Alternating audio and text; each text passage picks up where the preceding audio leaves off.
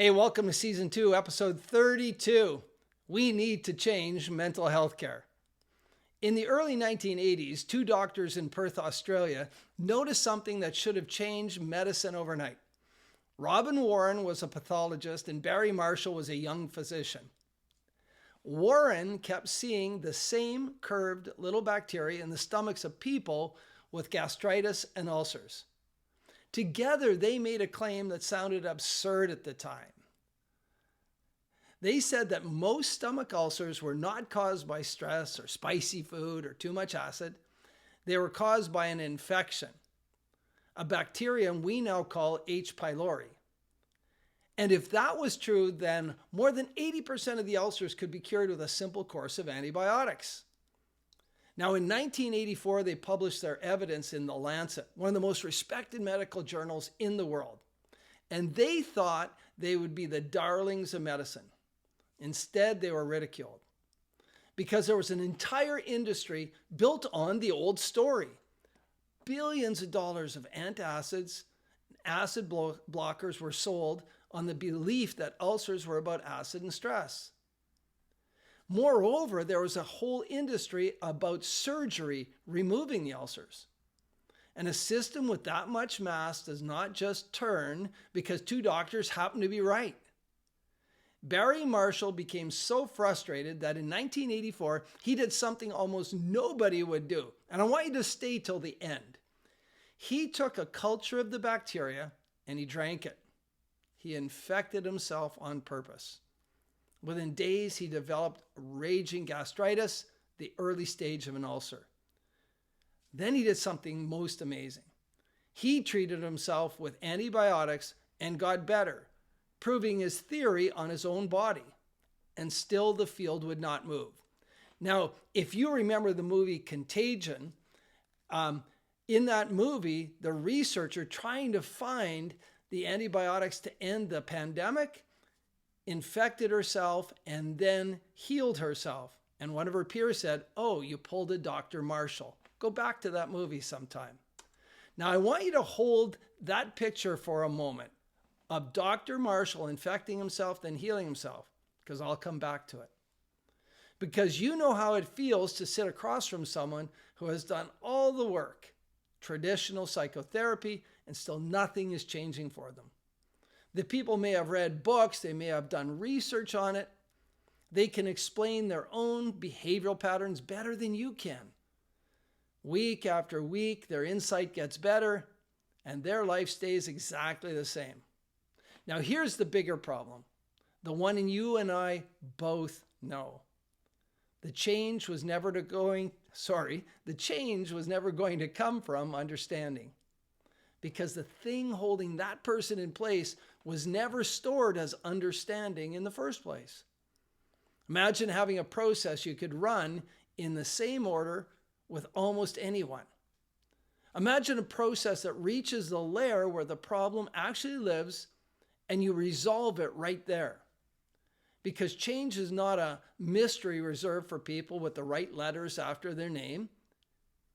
Change is about mechanism. And believe it or not, I'm going to explain a method of change that's really, really simple. Here's how it goes. All of us carry beliefs, and our beliefs inform the boundaries that we live inside, and we behave inside those boundaries. Now, when you came out of the womb, you had none of those beliefs. So somewhere between the womb and now, you decided to believe the beliefs you have. The limiting ones came from a moment that demanded a fast adaptation for survival. A 5-year-old learns that speaking up brings punishment and decides in that instant that it's safer to stay small. 30 years later, the same decision is still running the show. The person stays small. Their career stalls. So the structure that once kept a child safe is now the structure that keeps an adult stuck. And a structure that was built can be rebuilt. So here's the process. 6 steps in order. Step 1, you always need to be in rapport with a client, and you need to get your client in a safe place because nothing useful happens in a threatened nervous system. That's really important. More time spent in rapport is always earns dividends later on. Step 2, you have to find the affective memory. An affective memory is one that has a latent negative charge that triggers inappropriate behavior. And that's the place where the decision and the belief first began. Step 3, now you have to use an intervention that's built on high levels of visual spatial tasking techniques. In my world, that's affective memory resolution, AMR. And AMR removes the negative emotional charge out of that memory. Step 4, watch the meaning change on its own. Because once the charge is gone, the event no longer means what it meant. Now, step 5, bring the person back to now carrying the new resources they just found without the latent negative emotional charge. Step 6, and this is massive and to my mind overlooked all the time. Future pace the change the client has experienced with gusto. Our brains are prediction mechanisms. When a person is stuck, their brain is using the old charge memory to predict that they will be stuck again tomorrow and the day after tomorrow and the day after tomorrow. Release that charge and the brain finally has room for behavioral flexibility. None of this is about positive thinking. Donald Hebb told us in 1949 that neurons that fire together wire together. And we start wiring these patterns before the age of 7, before we could filter anything out, which is why you cannot just decide your way out of a pattern. But the memory can still be edited. Karim Nader showed that when you retrieve an emotional memory, it becomes unstable for a short window, and it has to be rewritten back into storage that night. That's called reconsolidation. Whatever is true in that window is what gets saved. Now, visual spatial tasking is how you hold the memory open and drain its negative emotional charge simultaneously. So the version that gets saved that night is a calm one. And here's the part that makes people uncomfortable. None of this requires a master's degree, a PhD, or a map of the brain.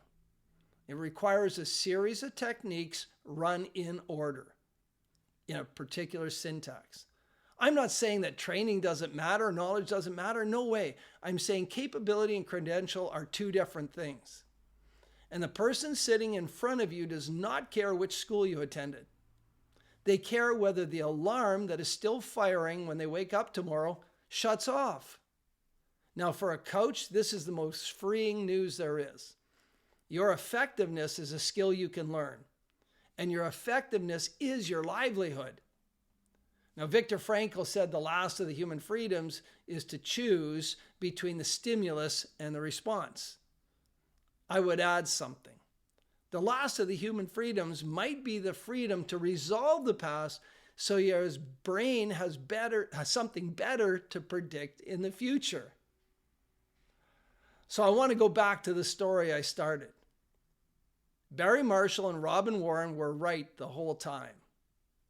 And in February 1994, more than a decade after their Lancet paper, the establishment finally got on side.